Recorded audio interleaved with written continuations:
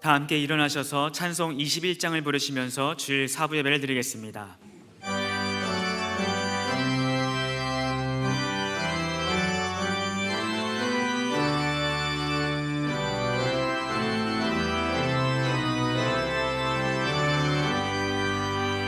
다 찬양하여라 전능왕 창조의 주께 내 혼아 주 찬양 평강과 구원의 주님 성도들아 주 앞에 이제 나와 즐겁게 찬양하여라 다 찬양하여라 놀라운 만유의 주께 포근한 날개를 품어주시는 주님 성도들아 주님의 뜻 안에서 내 소원 다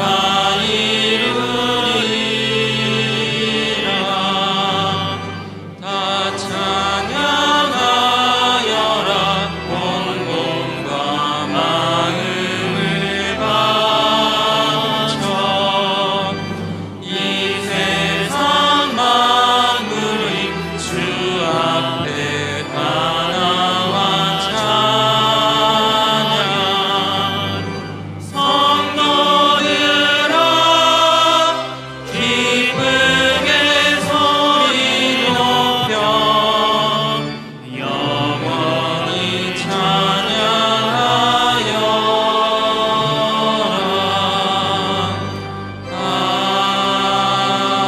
아멘.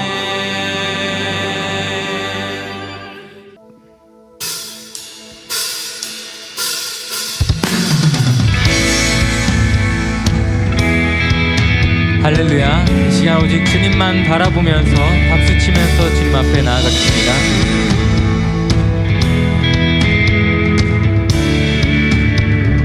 주 이름 찬양, 주 이름 찬양, 풍요한 강물을 흐르는 부요한 땅에 살 때에 주님 찬양해. 주 이름 찬양, 주 이름 찬양, 거칠은 광야와 같은 인생길 걸어갈 때도 주님 찬양해. 모든 축복 주신 주님, 모든 축복 주신 주님 찬양하리.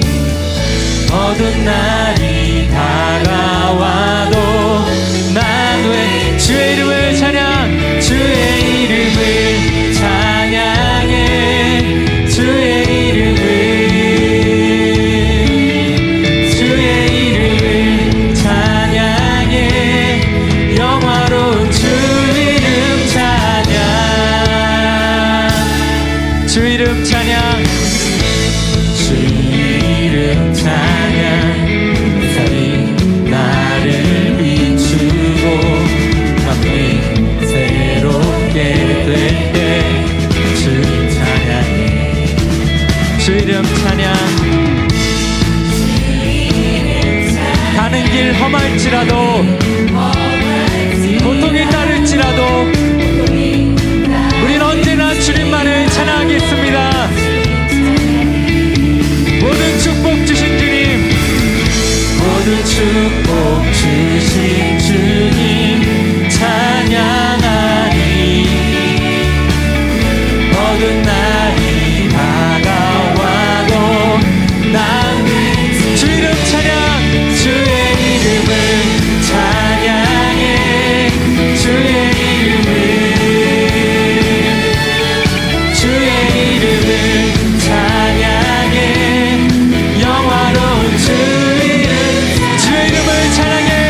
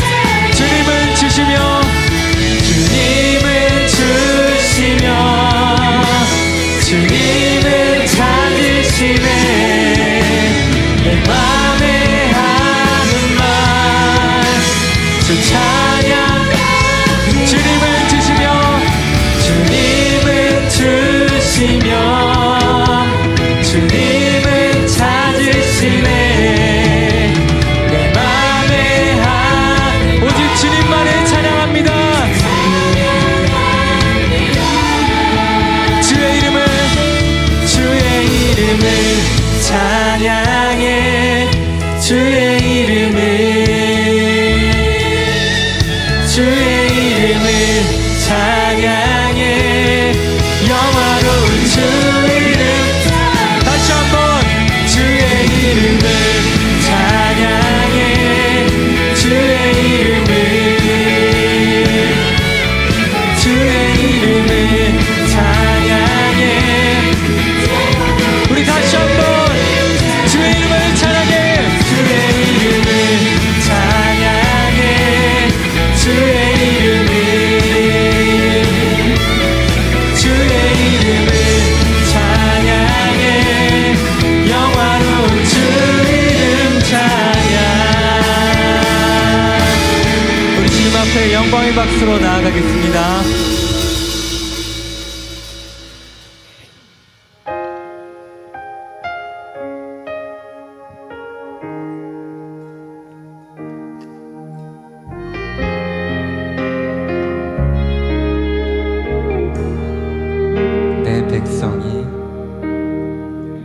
내 백성이 나를 떠나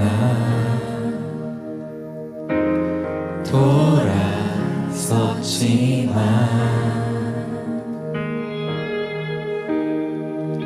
내 사랑이 내 백성을 포기 못하니 내 모든 것 내어주고 나 그를 얻으리라 여호와께 돌아가자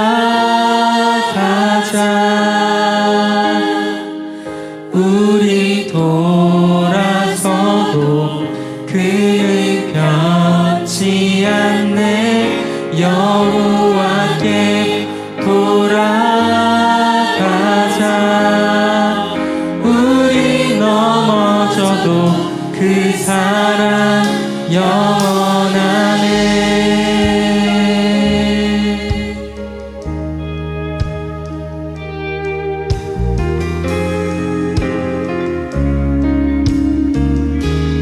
내 백성이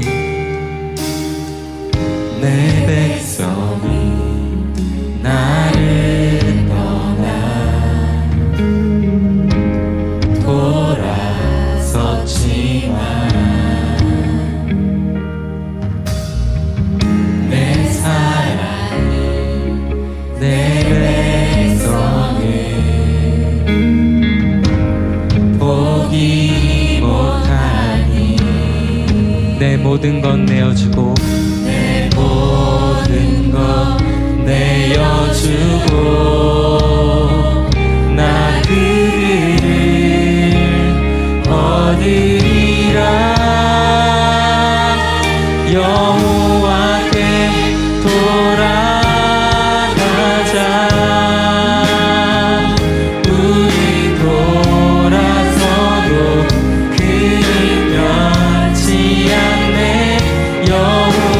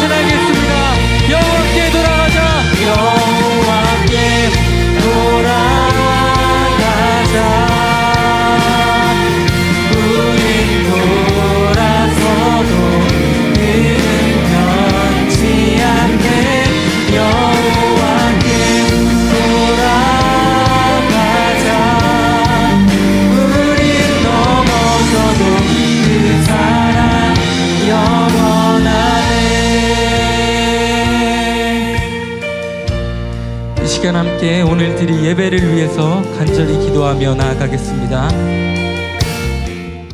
하나님 말씀은 사무엘하 12장 15절에서 23절까지 말씀입니다. 구약성경 481페이지입니다. 사무엘하 12장 15절에서 23절까지의 말씀 제가 봉독하겠습니다. 나단이 자기 집으로 돌아가니라. 우리아의 아내가 다윗에게 낳은 아이를 여호와께서 치심에 심히 앓는지라. 다윗이 그 아이를 위하여 하나님께 간구하되 다윗이 금식하고 안에 들어가서 밤새도록 땅에 엎드렸으니 그 집의 늙은 자들이 그 곁에 서서 다윗을 땅에서 일으키려 하되 왕이 듣지 아니하고 그들과 더불어 먹지도 아니하더라. 이래 만에 그 아이가 죽으니라. 그러나 다윗의 신하들이 아이가 죽은 것을 왕에게 아뢰기를 두려워하니 이는 그들이 말하기를 아이가 살았을 때에 우리가 그에게 말하여도 왕이 그 말을 듣지 아니하였나니 어떻게 그 아이가 죽은 것을 그에게 아뢰 수 있으랴. 왕이 상심하시리로다 함이라. 다윗이 그의 신하들이 서로 수군거리는 것을 보고 그 아이가 죽은 것을 다윗이 깨달았고 그의 신하들에게 묻되 아이가 죽었느냐 하니 대답하되 죽었나이다 하는지라. 다윗이 땅에서 일어나 몸을 씻고 기름을 바르고 의복을 갈아입고 여호와의 전에 들어가서 경배하고 왕궁으로 돌아와 명령하여 음식을 그 앞에 차리게 하고 먹은지라. 그의 신하들이 그에게 이르되 아이가 살았을 때에는 그를 위하여 금식하고 우시더니 죽은 후에는 일어나서 잡수시니 이 일이 어찌 됨이니까 하니 이르되 아이가 살았을 때에 내가 금식하고 운 것은 혹시 여호와께서 나를 불쌍히 여기사 아이를 살려주실는지 누가 알까 생각함이거니와 지금은 죽었으니 내가 어찌 금식하랴. 내가 다시 돌아오게 할 수 있느냐. 나는 그에게로 가려니와 그는 내게로 돌아오지 아니하리라 하니라. 아멘.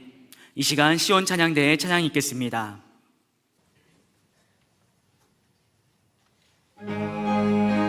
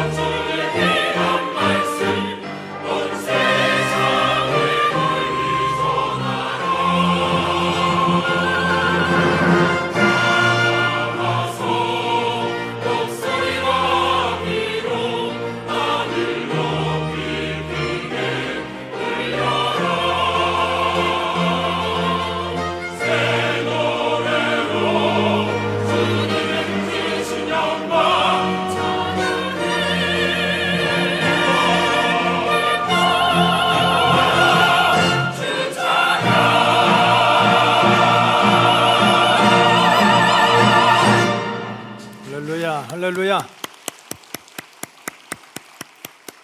자, 오늘은 2023년 52주 중에 마지막 주일입니다.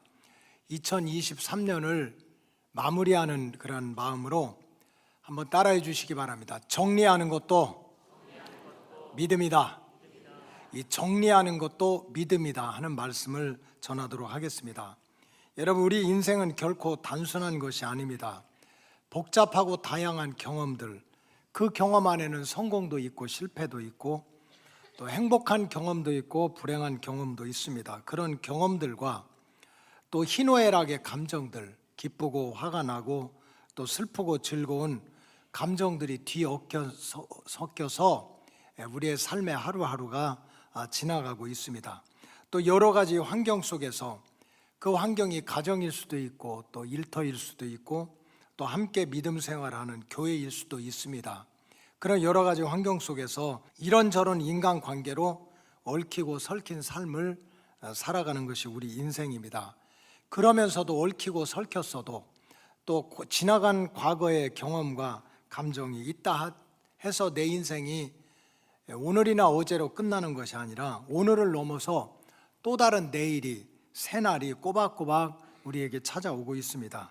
그렇기 때문에 내가 내일을 위해서, 또 다른 하루를 위해서, 새로운 미래를 위해서 유익하지 않은 것들을 정리하고 또한 이런저런 복잡한 관계나 감정들을 스스로 정리하는 것이 인생의 지혜이면서 또 신앙의 하나의 진리입니다. 여러분, 즐거운 파티를 벌였습니다. 좋은 사람들끼리 만나서 먹고 마시고 즐겁게 노래하고 춤을 추고 만일에 그 자리를 치우지 않는다면 그게 방이든지 식탁이든지 얼마나 복잡해지겠습니까? 지난 주간에도 사실 2번의 장례가 있었습니다. 너무 가슴 아프게 젊은 나이에 이 땅을 떠난 집사님도 계셨고 또 정말 2남 5녀 7남매를 두고 믿음 생활을 잘 하시고 교회에서 장로님이 되셔서 97세까지 정말 백수를 누리다가 부르심을 받은 또 장로님 가정에 장례도 있었습니다. 만약에 이런 슬픈 장례식을 치른 다음에 그 슬프고 또 죄송하고 안타까운 마음을 정리를 하지 못한다면 우리가 어떻게 하루하루를 살아갈 수가 있겠습니까? 즐거운 성탄절 예배를 드린 후에 아름다운 추리와 장식들을 정리하지 않는다면 예배당이 어떻게 되겠습니까? 지난 주일 저녁은 깜짝 놀랐습니다.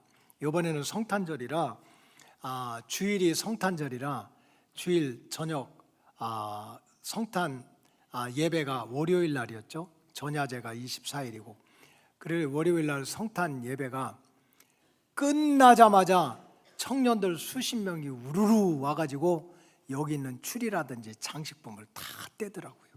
하루라도 좀 남겨놓지 그냥 성탄 예배 끝나자마자 다 띄더라고요. 근데 사실은 너무 잘한 일입니다. 여러분, 교회는 절기가 있습니다. 주님께서 고난받으신 절기에 만약 여기에 십자가를 세워놓고 그 가시덩굴을 그냥 은혜스럽다고 여기다 놓고 지금까지 있었으면 어떻게 되겠습니까? 추수감사절에 감사한다고 강화에서 뽑아온 무와 배추들 또 호박덩어리들 여기다 잔뜩 갖다 놓은 거 그냥 여기에 두고 있다면 어떻게 되겠습니까? 성탄절에 추리와 장식을 그냥 내비둔다면 그때는 좋았지만 그냥 내비둔다면 아마 예배당이 무슨 그 모습이 어떻게 되겠습니까? 이거는 뭐 장사하는 것도 아니고 전통 마켓도 아니고 아마 얼마나 전통시장도 아니고 복잡하겠습니까? 정리할 때는 정리하는 것이 삶의 지혜입니다. 따라서 주의 백성들은 과거의 일이 항상 나쁜 것만은 아닙니다. 좋은 일도 있고 힘든 일도 있지만 그런 과거의 일들 또한 이런저런 감정들 또 이런저런 복잡한 관계들을 정리하는 것이 새롭게 다가오는 내일, 새롭게 다가오는 미래를 향한 건강한 믿음의 행위라는 것을 깨달아야 됩니다. 오늘 본문에 보면 다윗 왕이 정말 슬프고 기가 막힌 마음을 정리하고 또 흩어진 환경을 정리하는 그런 역사가 나타나 있습니다. 다윗 왕은 우리아의 아내 밧세바를 만나고 그 우리아의 아내 밧세바를 통해서 아들을 낳게 됐습니다. 근데 하나님이 보실 때 이거는 죄악 중에 출생한 아들입니다. 남의 아내를 빼앗아서 자기 아내로 삼고, 그렇게 해서 다윗이 밧세바를 통해서 아이를 낳게 됐습니다. 그래서 성경에 보니까 하나님께서는 부모의 죄 때문에 아이를 쳐서 이렇게 죽을 병에 걸리게 됐습니다. 오늘 본문 사무엘하 12장 15절에 보니까 나단이 자기 집으로 돌아가니라 우리아의 아내가 다윗에게 낳은 아이를 여호와께서 치심에 심히 앓는지라 그랬습니다. 아니, 이 핏덩어리 같은 애가 무슨 잘못이 있습니까? 태어나자마자 세상이 뭔지도 모르고 엄마 아빠가 누군지도 모르는데 죽을 병에 걸렸습니다. 이건 절대로 이 아이의, 애기의 잘못이 아닙니다. 100번 1000번을 생각해도 부모의 죄 때문에 이 아이가 죽게 됐습니다. 이거를 기가 막히게 누가 잘 압니까? 부모가 알지 않습니까? 그래서 내 죄 때문에 우리 아들이, 자녀가 죽게 됐다는 걸 알고 다윗 왕이 이 병든 아이를 위해서 하나님께 고쳐달라고, 살려달라고 밤이 새도록 땅에 엎드려서 금식하고 철야하면서 아이를 살려달라고 하나님께 기도를 드렸습니다. 하루가 멀다 하고 이틀이 지나고 사흘이 지나고 왕복을 벗어던지고 땅바닥에 엎드려서 먹지도 않고 마시지도 않고 울면서 기도하는 왕의 모습이 얼마나 참 안타깝습니까? 그래서 궁중에 있던 나이가 든 신하들이 이러시면 안 된다고, 마실 거라도 마시고 먹을 거라도 먹으라고 그렇게 다윗 왕을 일으키려고 했지만 다윗 왕은 거절하고 땅에 엎드려서 식음을 전폐하며 하나님께 기도를 했다 하는 내용이 오늘 사무엘하 12장 17절에 이렇게 나옵니다. 그 집의 늙은 자들이 그 곁에 서서 다윗을 땅에서 일으키려 하되 왕이 듣지 아니하고 그들과 더불어 먹지도 아니하더라. 내가 어떻게 먹을 수가 있냐? 내가 어떻게 마실 수가 있냐? 내가 어떻게 따뜻한 잠자리에 들어갈 수가 있냐?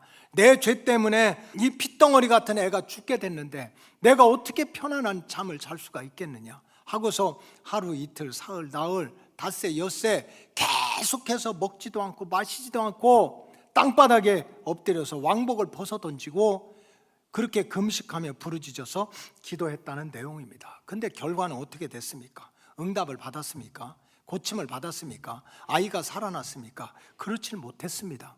이래 만에 다윗 왕의 아이가 죽게 됐습니다. 그래서 사무엘하 12장 18절에 보니까 이래 만에 그 아이가 죽으니라 이렇게 나왔어요. 그렇게 왕이 왕복을 벗어던지고 땅에 엎어져서 식음을 전폐하고 기도했지만 하나님이 들어주지 않아서 그 아이가 죽었습니다. 근데 아무도 이 애가 죽은 것을 다윗 왕한테 말할 수가 없습니다. 너무 불쌍해서, 두려워서. 만약에 아들이 죽었다고 그러면, 아이가 죽었다고 하면 얼마나 다윗 왕이 화가 나고 속이 상하겠습니까? 그래서 아무도 말도 못하고 그냥 신하들끼리만 수군수군을 했습니다. 아이가 죽었는데 왕이 저렇게 땅에 엎어져 있으니 우리가 어떡하지? 이렇게 수군거리는 소리를 다윗 왕이 들었습니다. 눈치를 챘습니다. 그래서 다윗 왕은 이미 아이가 죽은 줄로 알고 다윗 왕이 어떻게 행동을 했습니까?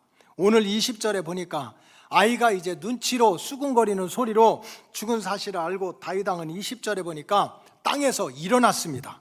그리고 몸을 씻었습니다. 기름을 발랐습니다. 의복을 갈아입고 여호와의 전에 들어가서 경배를 드렸습니다. 경배라고 하는 것은 찬양과 감사합니다.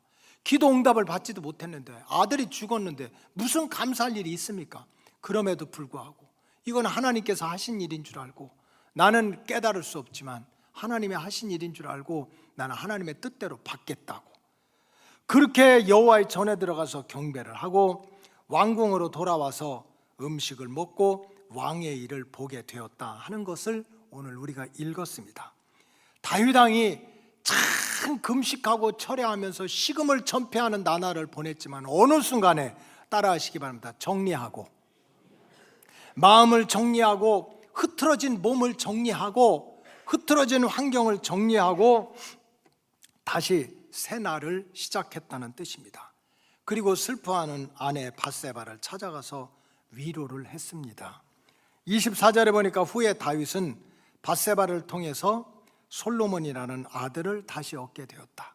사무엘하 12장 24절에 보니까 다윗이 그의 아내 밧세바를 위로하고 그에게 들어가 그와 동침하였더니 그가 아들을 낳음에 그의 이름을 솔로몬이라 하니라. 여호와께서 그를 사랑했다. 하나님께서는 죄악 때문에 잃어버린 아들이지만 어느 순간에 다윗이 마음을 정리하고 생각을 정리하고 흐트러진 몸을 정리했을 때 하나님께서 이전에도 이후에도 없는 솔로몬이라고 하는 아들을 새롭게 주시면서 위로하는 역사를 시작하셨다는 뜻입니다. 만일에 다윗 왕이 몸이든지 마음이든지 흐트러진 환경을 정리하지 못했다면 어떻게 됐겠습니까? 내 죄 때문에 세상이 핏덩어리 같은 애가 무슨 죄가 있다고, 무슨 알고 지은 죄 모르고 지은 죄가 있다고 이렇게 병들어 죽게 되나? 이 아이가 병들고 죽은 것은 다 나 때문에 그래, 내 죄 때문에 그래 하는 그러한 죄책감에 계속 붙들려 있었다면 다윗의 인생이 어떻게 됐겠습니까? 정말 왕복까지 벗어 던지고 땅에 엎드러져서 사람들이 보거나 말거나 7일 동안 식음을 전폐하고 하나님 살려달라고, 도와달라고, 우리 아들 좀 고쳐달라고 기도하다가 그런데도 하나님이 들어주지 않고 그 아들이 죽게 됐다면 사람들이 뭐라고 할 거예요? 왕까지 돼가지고 왕복까지 벗어 던지고 그렇게 땅에 엎드려서 자식을 살려달라고 했지만 그 자식이 죽었다고 하는 조롱을 받게 되고 기도해도 응답받지 못했던 그 절망감 때문에 정말 얼마나 하나님에 대한 원망이 있었겠습니까? 여러분 생각해 보세요. 남들이 다 손가락질 하더라도 그래도 하나님밖에 없다고 새벽마다 밤마다 하나님께 와서 예배드리고 기도하고 믿음으로 살려고 노력하는데 되는 일이 없어. 자식도 시험 보면 떨어지고 남편도 망하고 집안은 복잡하고 세상 사람들이 야 교회 다니면 뭐하냐, 예수 안 믿는 사람들도 얼마든지 떵떵거리고 산다고 그렇게 조롱할 때 우리가 하나님 앞에서 얼마나 원망할 마음이 많겠습니까? 도대체 하나님 왜 그러시냐고. 내가 무슨 큰 욕심을 부렸냐, 내가 금덩어리 은덩어리 달라고 그러냐, 내 죄 때문에 생겨난 그 애기지만 불쌍하니까 고쳐달라고 살려달라고 이것도 하나님 들어주지 않습니까? 하는 그러한 원망과 불평의 마음에 붙들려 있었다면 다윗의 인생은 어떻게 됐겠습니까?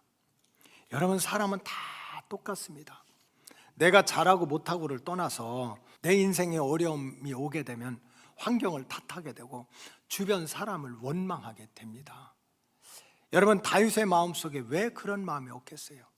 다윗이 어느 날 왕궁에 올라가서 좀 높은 곳에 가서 이렇게 바람을 쐬고 있는데 세상 왕궁 밑에 저 어떤 집에서 어떤 젊은 여자가 왜 마당 가운데 나와가지고 옷을 벗고 목욕을 하느냐고. 여러분 절대로 집안에서 목욕하시기 바래요. 만약에 다윗의 마음이 한번 곰곰이 생각하면 저 밧세바가 왜 자기 집안도 아니고 마당에 나와가지고 그냥 옷을 벗고 목욕을 해가지고 다윗의 눈을 헷가닥 뒤집어지게 하고 마음을 울렁거리게 해가지고 그래서 그 우리아의 아내를 뺏게 하고 죄짓게 해서 이렇게 부끄러움을 당하고 아이까지 죽게 했느냐, 이 모든 고통은 네가 옷 벗고 마당에서 목욕해서 그래 하는 원망하는 마음이 왜 없었겠어요? 여러분 간절히 부탁하는데 목욕은 집 안에서 하시기 바래요. 왜 없겠어요? 그날 그 시간에 밧세바가 옷 벗고 마당에서 목욕만 안 했어도 이런 일이 없을 거 아닙니까? 인간은 다 똑같은 거예요. 내가 잘하고 못하고를 떠나서 힘들고 어려운 일이 생기면 누군가를 향해서 원망하고 불평하는 마음이 있는 거지. 만약 그런 밧세바를 향한 원망과 그러한 원망으로 가득 차 있다면 다윗의 인생이 어떻게 됐겠습니까? 그러나 오늘 본문에 보니까 다윗은 그렇게 하지 않았습니다. 물론 씻을 수는 없습니다. 어떻게 자신이 잘못한 일 때문에 아들이 죽은 그 죄책감을 어떻게 씻을 수가 있겠어요? 부모 앞에 떠난 자식을 어떻게 잊어버릴 수가 있겠느냐고요. 자기가 잘못한 일에 대한 자책감을 씻어 없앨 수는 없습니다. 그렇게 기도하고 금식하고 철회하고 눈물 뿌리고 왕복을 벗어던지고 땅바닥에 엎어져서 기도했는데도 들어주지 않았던 하나님에 대한 원망이 어떻게 없어지겠어요? 내가 뭐 다른 거 달라고 그랬나? 그 아무것도 모르는 애 하나 살려달라는데 들어주지 않았던 하나님에 대한 원망이 어떻게 잃어버려지겠습니까? 밧세바를 잘못 만나서 이런 재앙을 만났다고 다른 사람을 탓하려고 하는 마음이 순간순간 일어날 때 그걸 어떻게 없앨 수가 있겠어요? 있습니다. 인생은 절대로 잊혀지질 않아요. 우리 인생이 길은 게 아닙니다. 어렸을 때 생각 다 납니다. 다 나요. 제가 5살 때 우리 아버지가요, 우리 누나랑 저랑 갑자기 낮에 오셔가지고 공무원인데 사탕 한 봉다리를 살더니 집에서 나가가지고 저기 마을 옆에 항아리 만드는 공장 앞에서 놀으라는 거예요. 아무것도 모르고 그 어린 나이인데도 참 마음이 복잡했습니다. 첫째는 너무 좋았어요. 사탕을 한 봉다리나 줘서. 두 번째는 낮에 오신 아빠가 누나랑 나랑 나가라고, 그래서 저기 동네 멀리 가서 항아리 공장 앞에서 놀으라고 하니 그저 마음이 복잡했습니다. 사탕 먹으면 좋고 또 집에서 나가서 놀으라는 게 섭섭하고, 그래서 그냥 몇 시간을 놀다가, 이게 5살 때 얘기예요. 몇 시간을 놀다가 도저히 못 찾겠어가지고 이제 누나랑 집에 들어왔더니 막 집에서 연기가 나고 막 사람들이 왔다 갔다 하고 그러더라고요. 보니까 5살 적은 우리 동생이 태어난 날이야. 그래서 애가 태어나니까 옛날에는 죽기 살기로 집안에서 하니까 막 그런 복잡한 모습을 안 보여주고 우리를 나가서 놀으라고 했던 거예요. 이게 5살 때 일입니다. 근데 지금 32년이 지난 지금도, 제가 지금 37이니까 생생하게 기억이 납니다. 우리 인간은 절대로 인생이 길은 게 아니야. 다 생각이 납니다. 잊혀질 수가 없습니다. 그러나 다윗은 어느 순간에 그 죄책감, 그 슬픈 감정, 그 고통을 정리하기로 작정했습니다. 이거를 씻어버릴 수는 없어요. 없앨 수는 없지만 그 귀신에 붙들릴 수는 없다. 그 아픔에 붙들려 살 수는 없다. 정리하기로 작정하고 오히려 아이가 죽은 다음에는 슬픈 마음과 흐트러진 환경을 정리하기 위해서 오늘 본문 20절에 나오는 대로 땅에서 일어났고 몸을 씻었고 기름을 바르고 의복을 갈아입고 성전에 들어가서 하나님께 모든 일에 대해서 감사하고 왕궁으로 돌아와서 음식을 먹고 왕의 본래의 자리로 돌아오게 되었습니다. 힘들지만 어렵지만 없애버릴 수는 없지만 내가 그 상처, 그 아픔에 붙들릴 수 없어. 그 귀신에 붙들릴 수는 없어. 그렇게 자신의 아픈 마음과 환경을 정리하기로 작정한 다윗 왕의 모습을 보시고 하나님은 솔로몬이라고 하는 귀한 아들을 주시는 방법으로 위로해 주시고 은혜와 복으로 함께 주신 줄로 믿습니다. 그래서 성경적으로 말씀드리면 따라하시기 바랍니다. 정리하는 것도 믿음이다. 정리하는 것도 믿음이라는 거예요. 이사야 선지자는 무너져가는 유대 백성들을 향해서 너희는 이전 일을 기억하지 말며 옛날 일을 생각하지 말라고 가르치고 있습니다. 한마디로 말하면 이전 일, 옛날 일에 붙들려서 귀신 들려서 사로잡혀서 살지 말라는 거예요. 이사야 43장 18절에 보면 너희는 이전 일을 기억하지 말며 옛날 일을 생각하지 말라. 무슨 얘기입니까? 누구든지 과거의 영광도 있습니다. 과거의 부끄러움도 있습니다. 그 과거의 영광에 붙들려서 교만 떨다 망할 수가 있어요. 과거의 실패에 붙들려서 한 발자국도 앞으로 못 나갈 수가 있어요. 그러니까 하나님은, 다 아시는 하나님은 그 과거의 영광이나 실패나 상처나 고통에 붙들려 살지 말라는 뜻입니다. 왜 그렇습니까? 우리에게는 새날을 주시고 또 새 일을 행하시는, 우리를 죽기까지 사랑하시는 전능하신 하나님이 계시기 때문입니다. 우리가 해결하지 못해도 우리는 과거의 귀신에 붙들려 있을지라도 거기에 붙들리지 않고 새날을 주시고 새 일을 행하시고 새 길을 열어주실 수 있는 하나님이 계시기 때문에 옛날 일을 기억하지 말고 옛날 일을 생각하지 말라는 뜻입니다. 19절은 이렇게 나왔습니다. 보라, 내가 새 일을 행하리니 이제 나타낼 것이라. 너희가 그것을 알지 못하겠느냐? 반드시 내가 광야의 길을 사막의 강을 내리라 그랬어요.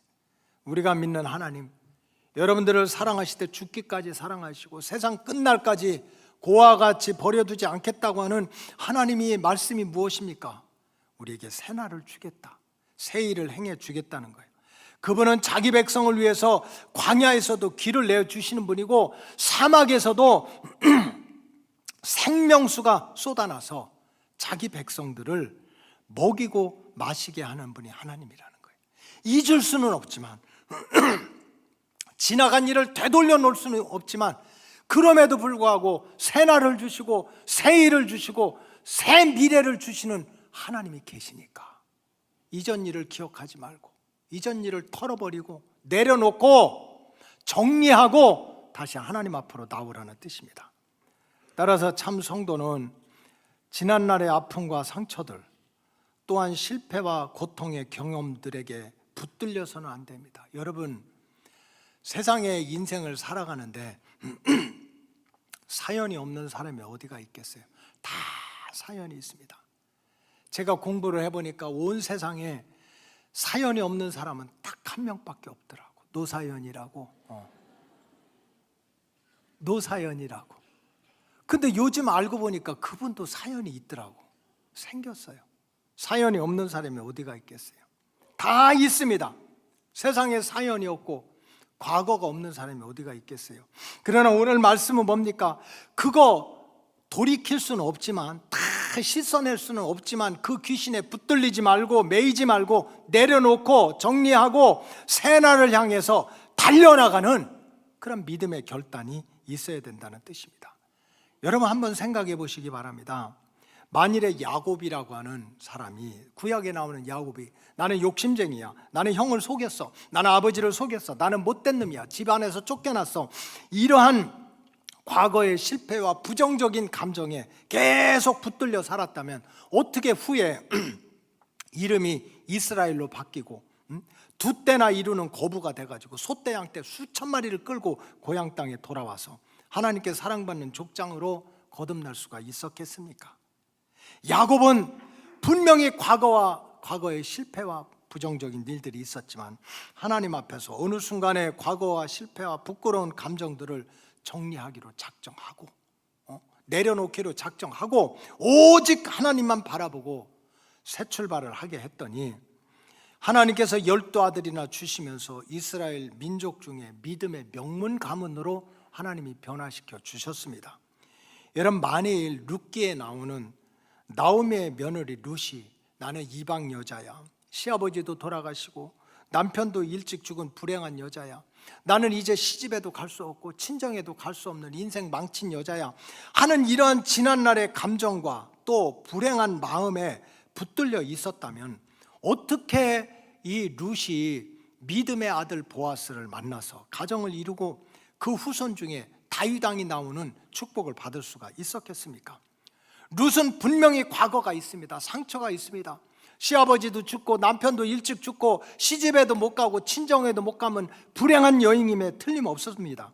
그럼에도 불구하고 이방 여인이라는 부끄러움도, 내 남편이 일찍 죽게 됐다는 슬픈 감정도, 내 인생 처량하게 되었다는 그런 좌절감이라는 곳에 붙들리지 않고 어느 순간에는 씻을 수는 없지만 내가 거기에 붙들려 살 수는 없지, 내려놓고 정리하고 이제는 죽든지 살든지 하나님의 도우심을 받아야 되겠다고 마음을 고쳐먹고 하나님 앞으로 나아왔을 때 그의 후손 중에 왕이 나오는 믿음의 명문 가문을 이루는 조상 할머니가 되었습니다.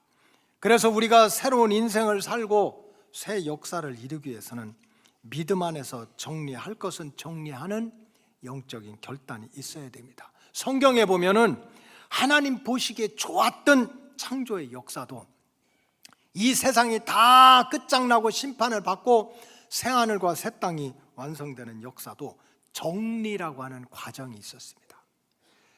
창조 때의 역사를 살펴보면 창조 직전의 세상은, 땅은 혼돈과 공허와 흑암이 전부였습니다. 창세기 1장 2절에 보니까 따라하세요. 땅은 세상입니다. 땅은 흙입니다. 땅은 우리 육체를 뜻합니다. 어느 순간에 땅이, 세상이, 인간이 혼돈과 공허와 흑암이 깊음 위에 있었다고 그랬어요. 그 위에 하나님의 영이 수면 위에 운행하셨다.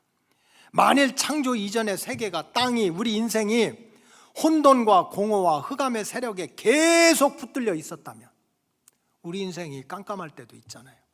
혼돈에 빠질 때도 있잖아요. 거기에 계속 붙들려 있었다면 어떻게 하나님 보시기에 좋았더라 하는 세상이 만들어질 수가 있겠습니까? 오늘 본문에 보니까 따라하시기 바랍니다. 성령님이 이렇게 운행하시면서 도와주시면서 혼돈과 공허와 흑암의 세력을 정리하시니까 하나님 보시기에 좋았던 창조의 역사가 완성됐다는 뜻입니다. 여러분, 새하늘과 새 땅의 역사도 마찬가지입니다. 새하늘과 새 땅은 어떻게 만들어집니까? 죄가 지배하고 마귀가 지배했던 그 에덴 동산, 그 처음 하늘과 처음 땅이 그대로 있는 상태에서 새하늘과 새 땅은 올 수가 없습니다. 처음 하늘과 처음 땅이 사라진 후에 새하늘과 새 땅이 이루어질 것이라고 성경에는 예언이 되어 있습니다. 요한계시록 21장 1절에 보면 또 내가 새하늘과 새 땅을 보니 사도 요한이 나이 90이 돼서 그리스 영의 반모섬에서 다 죽게 되는 동굴에 갇히게 됐어요. 희망이 없습니다. 근데 하나님 앞에 기도하고 찬송했더니 하늘 문을 여시고 천상교회의 모습, 새 예루살렘의 모습을 보여주셨어. 새하늘과 새 땅을 보여주셨어요. 근데 뭡니까? 새하늘과 새 땅을 보니 따라하세요. 처음 하늘과 처음 땅이 없어졌고 정리됐다는 뜻입니다. 죄가 지배하고 마귀가 지배했던 처음 하늘과 처음 땅이 없어지니까, 사라지니까 새하늘과 새 땅이 임하게 됐다는 뜻입니다. 새 출발을 위해서는 정리할 것은 정리해야 된다는 성경적인 말씀입니다. 이제 오늘을 마지막으로 2023년은 돌아오지 않습니다. 52주 오늘을 마무리함으로 2024년 새해가 시작이 되었습니다. 그렇다면 내일을 위해서, 다가오는 새날을 위해서, 새 미래를 위해서, 새로운 은혜와 복을 위해서 우리가 해야 될 것이 무엇입니까? 여러분, 정리할 것은 정리하는 그러한 결단이 있어야 될 줄로 믿습니다. 우리가 2024년 새해를 위해서 우리가 2023년을 어떤 마음으로 정리를 할까 하는 것을 결론적으로 세 가지를 말씀드리겠습니다. 첫째는 여러분들이 힘들다, 어렵다, 못 살겠다, 그렇게 해도 지나는 1년을 돌아보면 그래도 좋은 일이 있었을 거예요. 성공한 일이 있을 것입니다. 합격한 일도 있고 잘된 일도 있을 것입니다. 그렇게 좋은 일, 성공한 일, 행복한 일, 잘된 일에 대해서는 감사함으로 마음 정리를 하시기 바랍니다. 내가 잘나서 재수가 좋아서 어쩌다 보니까 좋은 일이 있어서 하고 하나님의 은혜를 망각하지 말고 배은하지 말고 감사함으로, 하나님께 감사함으로 마음 정리를 하시기 바랍니다. 시편 100편에 보면 감사함으로 그의 문에 들어가라, 성전입니다. 찬송함으로 그의 궁중에 들어가라, 하나님의 성전입니다. 그에게 감사하며 그의 이름을 송축해라, 그러면 네 인생 망한다, 이렇게 나왔습니까? 정말 내가 부족하지만 힘들지만 너무 하나님의 은혜로 내가 사네 못 사네 해도 살았고 되네 안 되네 해도 지금까지 살아왔으니까 하나님 감사합니다, 이렇게 감사하는 마음으로 정리를 해서 하나님을 찾아오면 인생 망칩니까? 절대로 그렇지는 않습니다. 5절에 보니까 따라하세요. 여호와는 선하시니, 여호와는 선하시니 그의 인자하심이 영원하고 그의 성실하심이 대대에 이르리로다. 하나님은 선하시고 그분은 자비가 많으셔서 내가 하나님 감사합니다, 지나간 일에 대해서 배은하지 않고 망각하지 않고 감사하다는 이 감사함으로 마음 정리를 하면 내가 아니라 자자손손 선하고 복된 일이 일어나도록 하나님이 책임져 주신다는 겁니다. 혹시라도 여러분 정말 1년 365일 동안 속상하고 어려운 일만 있었습니까? 아니지 않습니까? 조금이라도 좋은 일, 잘된 일, 성공한 일, 그래도 희망이 있는 일이 생각난다면 감사함으로 올 한 해를 마음 정리를 하시기 바랍니다. 두 번째는 부끄럽고 허물 많은 일에 대해서는 회개함으로 마음 정리를 하시기 바랍니다. 마음 정리를 어떻게 하든지 해야 됩니다. 이것도 내 거라고 그냥 붙들고 살면 안 됩니다. 마음으로 정리해야지. 좋은 일에 대해서는 감사함으로 정리하지만 우리는 다 죄인이잖아요. 알고 지은 죄, 모르고 지은 죄, 마음으로 지은 죄, 입으로 지은 죄, 이거를 씻는 회개함으로 마음 정리를 하고 새날을 맞이해야 된다는 뜻입니다. 여러분, 참 회개라는 말만큼 우리를 불편하게 하는 말이 없어요. 은혜 받아라, 아멘. 축복 받아라, 아멘. 성공해라, 아멘 해도 회개하라고 그러면 가만히 있습니다. 불편합니다. 자존심이 상합니다. 그럼에도 불구하고 예수님은 어떻게 얘기합니까? 너희가 회개해야 천국이 너한테 찾아온다는 거예요.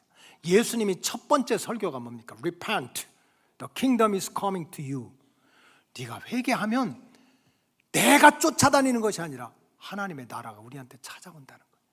마음의 천국이 찾아오고, 가정의 천국이 찾아오고, 교회 천국이 찾아온다는 거예요. 그리고 예수님 뭐라고 그랬습니까? 회개하면 하나님이 그렇게 기뻐하신다는 거예요. 여러분 잘 생각해 보세요. 은혜 받기 원해요. 축복 받기 원해요. 성공하기 원해요. 근데 왜 우리가 기도하는 대로 되지 않습니까? 성경적으로 얘기하면 하나님 열받게 해서 그래요. 하나님 속상하게 해서 그렇다고. 하나님이 속상하고 하나님이 화가 났는데 우리를 어떻게 지켜주겠습니까? 근데 하나님을 기쁘시게 하는 일이 뭐냐? 세상에서 부귀와 영혼을 누리고 세상에서 똑똑하고 성공하고 큰소리치고 유명해지고 그러면 하나님이 기뻐하시냐? 절대로 그렇지 않아요. 누가복음 15장 7절에 보니까 내가 너희에게 이루는 이와 같이 죄인 한 사람이 따라하세요. 회개하면, 죄인 한 사람이 마음으로 지은 죄, 육체로 지은 죄로 회개하면 하늘에서는 회개할 것이 없는 의인 99으로 말미암아 기뻐하는 것보다 하나님이 더 기뻐하신다 그랬어요. 더 기뻐하신다. 하나님을 기쁘시게 할 때 하늘 문이 열리고 천국 문이 열리게 될 줄로 믿습니다.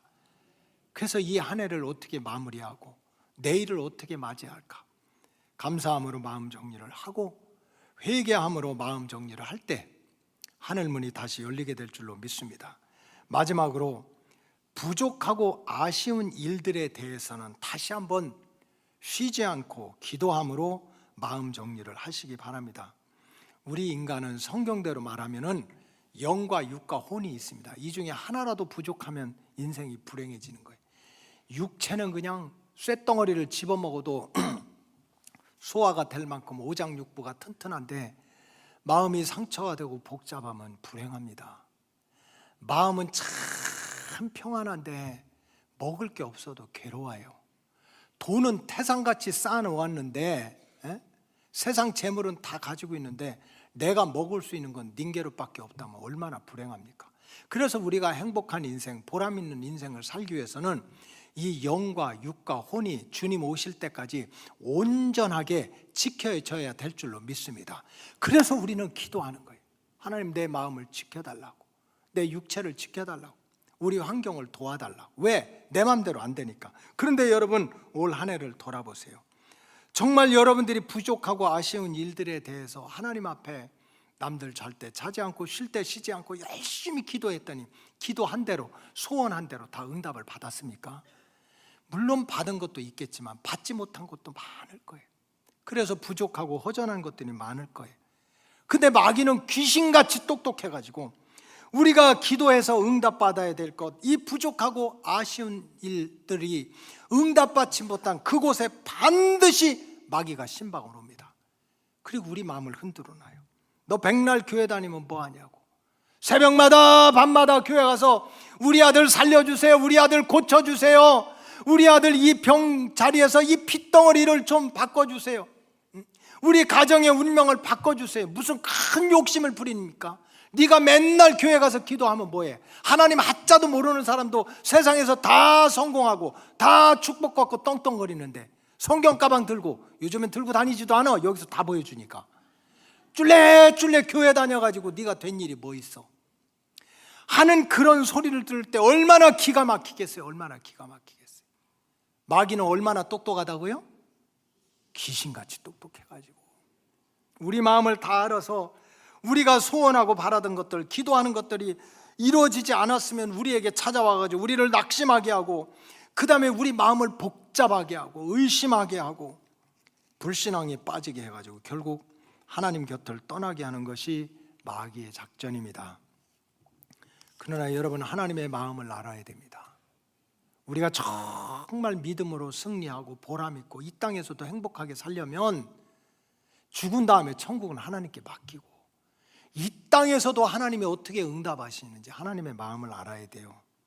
하나님은요, 우리가 꼭 필요한 것을 언제 어떤 때 응답해 줘야 가장 복이 된다는 것을 하나님만큼 정확하게 아는 분이 없어요. 하나님은 나는 모르지만 모든 것을 아시는 분이야. 나는 할 수 없지만 모든 것을 할 수 있는 분이야. 그래서 하나님은 내가 원하는 때 내가 원하는 방법으로 응답하시는 게 아니고, 왜 우리가 원하는 거는요, 때로는 마귀한테 속은 것도 있고 인간의 욕심일 수도 있고요, 그거 들어주면 믿음 떨어질 수도 있어. 어떤 사람 그렇게 힘들고 어려울 때 주여 도와달라고 살려달라고 해서 복을 주었더니 그냥 지 잘난 줄 알고 하나님 떠나는 어리석은 인생들 많잖아요. 그러니까 하나님이 무조건 안 주는 거야. 하나님이 정해놓은 때 가장 좋은 방법으로 하나님은 주시려고 참고 기다리는 거예요. 제가 기도에 대해서 가르칠 때 그렇게 얘기하잖아요. 여러분 6살짜리가 딸내미가 처음으로 어린이집을 갔어. 가자마자 첫날에 엄마 할머니 가보니까 너무 이쁘고 잘생긴 모스마가 하나 있대. 자기 스타일이래. 나 결혼해야 되겠대. 그럼 로고스 집사님들은 당장에 그 이튿날 부모님 만나서 상견례하고 그 이튿날 결혼할 줄로 믿습니다. 그렇게 해나? 안 하지. 네 말 맞아. 그러나 어떻게 하라는 거야? 기다려라. 기다려야지. 참고 기다려야지. 하나님은 우리가 원하는 대로 들어주는 게 아니고 하나님이 정한 때 가장 좋은 방법으로 응답해 주실 하나님의 계획이 있는 거예요. 그것을 위해서 하나님도 참고 기다리세요. 근데 마귀는 귀신같이 똑똑해가지고 바로 그 틈새를 들어가가지고 기도하면 뭐하냐? 하나님이 해주는 게 뭐 있냐? 원망하게 하고 불신앙에 빠지게 합니다. 그래서 주의 백성들은 하나님께서 정하신 때 가장 좋은 방법으로 응답을 받기 위해서 쉬지 않고 기도하면서 하나님의 때를 기다리면서 기도의 양을 다시 채워가야 됩니다. 다윗은 죄악 중에 출생한 아들이라도 살려달라고 기도했어요. 좋지. 다윗은 내가 비록 죄악 중에 출생한 아들이라도 살려달라고 했지만 하나님의 뜻은 그게 아니었어요. 그거 살려주면 안 되겠다 생각하셨어요. 다윗은 몰랐지. 그럼에도 불구하고 쉬지 않고 기도하겠다는 마음으로 정리를 했더니 다윗이 생각했던 그 약하고 병들어 죽는 아들이 아니고 상상도 못했던 왕 중에 가장 똑똑한 왕이 된 솔로몬을 아들로 주시는 은혜를 하나님이 정하신 때에 받은 줄로 믿습니다. 그 사이에 다윗은 쉬지 않고 기도하면서 흐트러진 마음을 다시 정리해 갔습니다. 우리 로고스 가족들도 마찬가지입니다. 지난 2023년을 지내면서 마음의 소원과 기도의 제목이 많이 있었지만 분명히 이루지 못한 소원과 제목들도 있을 거예요. 합격을 원했는데 불합격하고, 장사가 잘 되길 원했는데 안 되고, 진급되길 원했는데 진급이 안 되고, 그런 일이 있을 수 있습니다.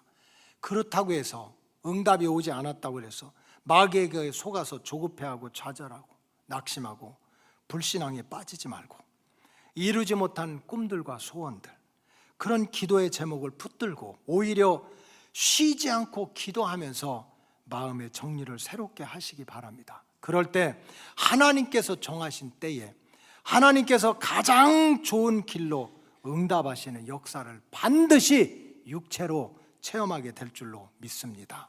이 말씀을 붙들고 정리하는 것도 믿음이다, 마음으로 정리하는 것도 믿음이다 하는 것을 실천하여서 승리하는 로고스 가족들이 되시기를 주님의 이름으로 축복합니다. 기도하겠습니다. 하나님 아버지, 정리하는 것도 믿음인 진리를 깨닫게 해주시니 감사합니다. 혹시 2023년 정말 기쁘고 감사한 일이 있으면 망각하지 말고 감사함으로 마음 정리를 해서 하나님을 영화롭게 하시고 자자손손 잘 되는 길이 나 때문에 열리게 하여 주시옵소서. 혹시 하나님 앞에서 내가 부끄럽고 허물된 일이 있으면 숨겨두지 말고 회개함으로 마음의 정리를 해서 다시 한번 하나님의 마음을 기쁘게 하고 하늘문이 열리는 은혜를 체험하게 하여 주시옵소서.